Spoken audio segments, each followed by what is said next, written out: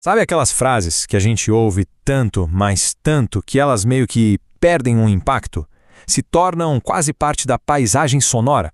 Pois é, esta é uma delas. Mas e se por trás de uma frase tão familiar existisse uma ideia realmente radical, escondida bem ali, na nossa frente? Hoje, vamos investigar uma declaração que é muito, mas muito mais do que só uma bela metáfora. Tá aí, Mateus 5,14.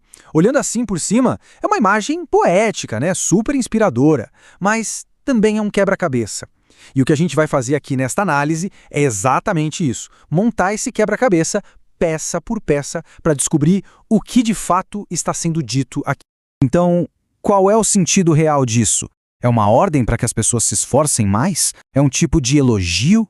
Ou, quem sabe, é uma declaração de um fato? Algo tão imutável quanto a lei da gravidade. As pistas para resolver isso estão, acredite, nos detalhes da língua original. E a nossa primeira pista é quase microscópica. É uma única palavrinha, uma preposição, que funciona como um interruptor, sabe? Capaz de mudar toda a corrente do significado.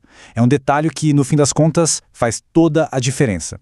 E aqui a gente já encontra uma encruzilhada. A luz é do mundo? Como se o próprio mundo a produzisse? Isso não parece se encaixar muito no contexto, que geralmente descreve o mundo como um lugar que, na verdade, precisa de luz. Ou a luz é para o mundo.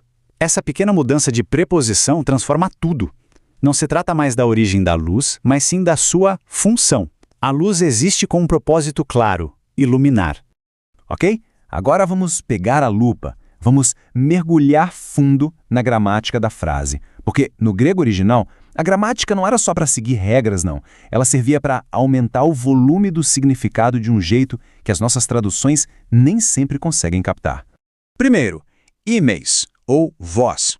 No grego, o verbo sozinho já indicaria a quem a frase se refere. Então, por que adicionar essa palavra extra? Para dar ênfase. É o equivalente a apontar o dedo e dizer: vocês, sim, vocês, não é a outra pessoa. Vocês são a luz.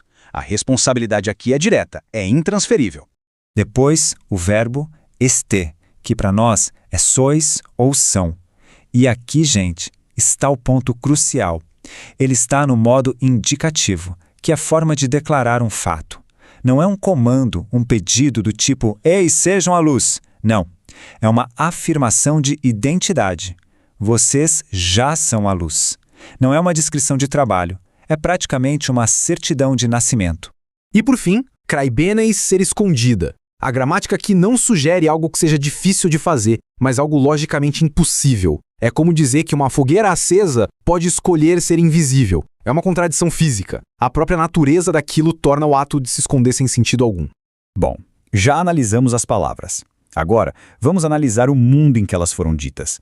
A gente precisa sair um pouco do texto e se imaginar numa colina, lá na Galileia do primeiro século, para sentir o peso total dessa declaração. A continuação do versículo nos dá a chave que conecta tudo isso com a realidade. Olha só, uma cidade edificada sobre um monte não se pode esconder. Isso não era um provérbio abstrato, solto no ar. Era uma lição prática, ali, bem na frente dos olhos de quem estava ouvindo. Tenta imaginar a cena. Olhando através do mar da Galileia, o que se via? A cidade de Hippos, uma metrópole greco-romana a 350 metros acima da água, construída com um calcário branco que brilhava. De dia, esse brilho chegava a ofuscar, e à noite, com milhares de lamparinas a óleo acesas, parecia uma constelação sobre a colina. Era impossível não notar. Então, ao usar essa imagem, quem falava não estava só criando uma metáfora. É muito provável que estivesse gesticulando para um ponto de referência que todo mundo podia ver. O sentido está ficando bem mais claro, né? Mas isso nos leva a um outro quebra-cabeça, agora um quebra-cabeça teológico. Se a gente ampliar a nossa visão para além desse único versículo, a gente encontra uma aparente contradição. E o conflito é este. No Evangelho de João, Jesus faz uma afirmação exclusiva: "Eu sou a luz do mundo". Mas aqui em Mateus, ele diz aos seus seguidores: "Vós sois a luz do mundo". E aí, qual dos dois está certo? Podem existir duas luzes do mundo? Isso não é um detalhe pequeno, é uma questão central para toda a ideia. A resposta clássica para esse enigma é maravilhosamente simples. A analogia do Sol e da Lua. Pensa assim, Jesus é o Sol, a fonte original, que gera a própria luz. Seus seguidores são a Lua. A Lua não tem luz própria, certo? A sua glória vem inteiramente do reflexo do Sol. Portanto, eles não são uma fonte de luz concorrente. Eles são luz porque refletem a única e verdadeira fonte. E essa ideia não surge do nada, não. Ela se conecta com uma história bem mais antiga, com a vocação do povo de Israel para ser uma luz para as nações. Portanto, essa declaração é também uma espécie de herança, passando essa mesma missão de transformar o mundo para essa nova comunidade. Certo. Vamos juntar todas as nossas pistas. A gramática enfática, a cidade impossível de esconder, a teologia do sol e da lua. Qual é o quadro final que tudo isso pinta? O que surge quando a gente junta tudo? Duas verdades muito poderosas entram em foco. Primeiro, a ideia de um seguidor anônimo, escondido, é uma contradição em termos. É um paradoxo, tipo um alarme silencioso. Por sua própria natureza, uma vida transformada é visível, não dá para camuflar. E segundo, essa visibilidade toda, que é inevitável, não serve para o reconhecimento pessoal. Não se trata de construir uma plataforma para si. O próprio texto aponta para qual é o propósito. A luz brilha para que vejam as vossas boas obras e glorifiquem a vosso Pai que está nos céus. A visibilidade, as boas obras, tudo isso foi projetado para ser como uma placa de sinalização, constantemente redirecionando a atenção do reflexo de volta para a fonte original. Então, no final de toda essa análise, o peso da frase muda completamente. Não é uma ordem para se tornar algo que não se é. É uma declaração do que já se é.